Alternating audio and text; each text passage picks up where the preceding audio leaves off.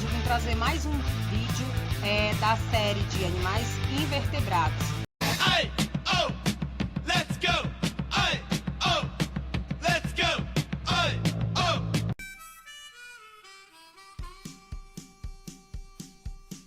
Pai, o que é isso? É só uma minhoca, minha filha. Não precisa se assustar. Elas são nossas ajudantes. Ajudantes? Sim, elas ajudam a adubar o solo. Como assim? Elas produzem um humus, um ótimo fertilizante do solo, rico em substâncias orgânicas e sais minerais.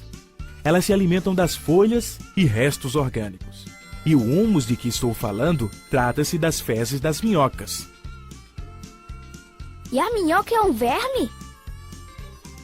Não, minha filha. A minhoca é um anelídeo. Veja, seu corpo é formado por vários anéis ou metâmeros. Vamos pegar uma? Observe. Elas produzem um muco que facilita o deslocamento no solo. Sua respiração é através da pele, ou seja, é cutânea.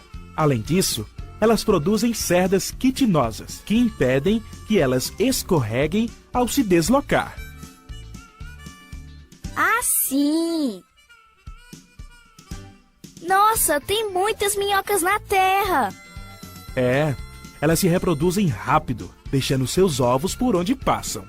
Elas são hermafroditas, ou seja, têm 2 sexos, mas precisam de uma outra minhoca para trocar seus gametas e assim produzir seus ovos. Existem 2 tipos de anelídeos além das minhocas: os nereis e as sanguessugas. E qual a diferença entre elas? As minhocas têm poucas cerdas, por isso são classificadas como ligoquetos. As nereis têm muitas cerdas, por isso são da classe dos poliquetos. Já as sanguessugas não têm cerdas, elas pertencem à classe dos hirudinhos. Elas possuem ventosas, que se fixam na pele da vítima para sugar seu sangue. Durante a sucção, ela libera uma substância chamada de hirudina, que evita que o sangue coagule. Pai, você sabe tudo!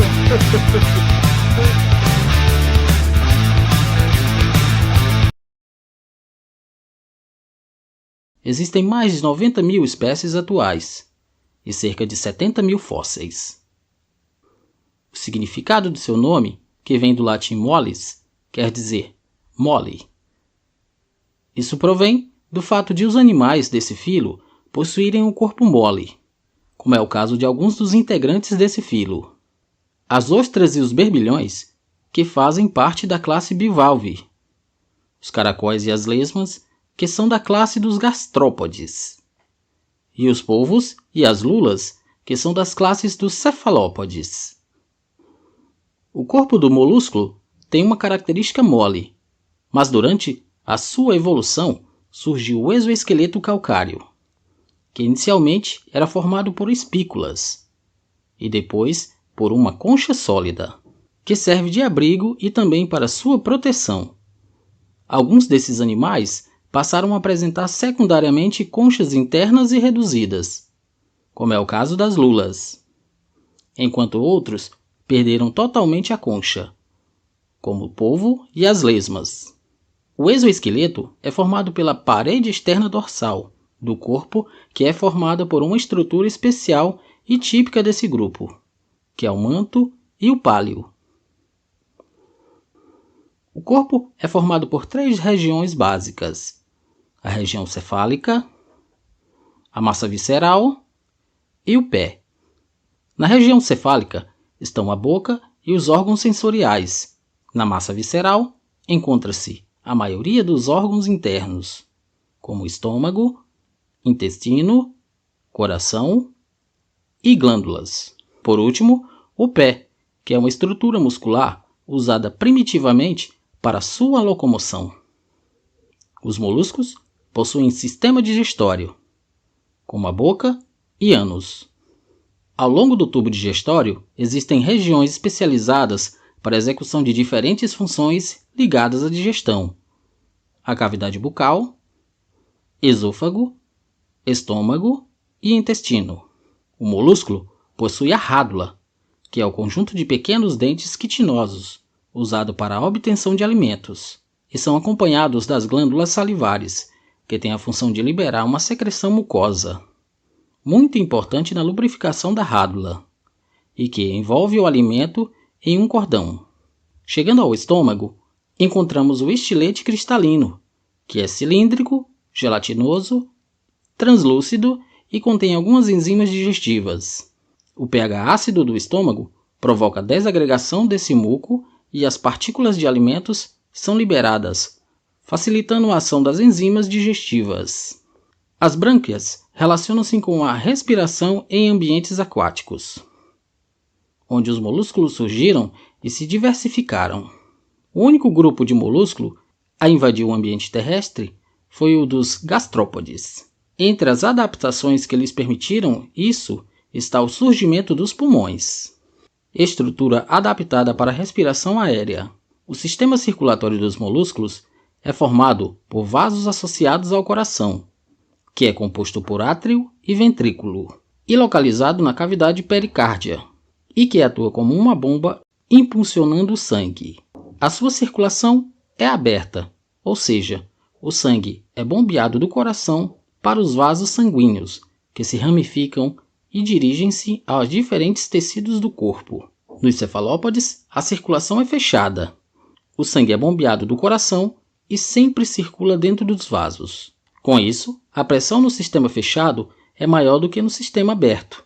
Os molúsculos fazem sua excreção por meio dos metanefrídeos, que são divididos em duas aberturas, uma no celoma, chamado nefrostoma, e a outra é chamada de nefridióporo. A reprodução dos molúsculos tem algumas particularidades curiosas. Primeiro, a sua reprodução ocorre de forma sexuada, ou seja, nesse processo há uma troca de gametas entre os molúsculos, que podem ser monóicos, quando um único molúsculo tem dois sexos, ou seja, eles são hermafroditas. E também pode ser dioicos, quando os molúsculos possuem sexos separados, ou seja, há um animal macho e um animal fêmea. A fecundação dos moluscos pode ocorrer de duas maneiras.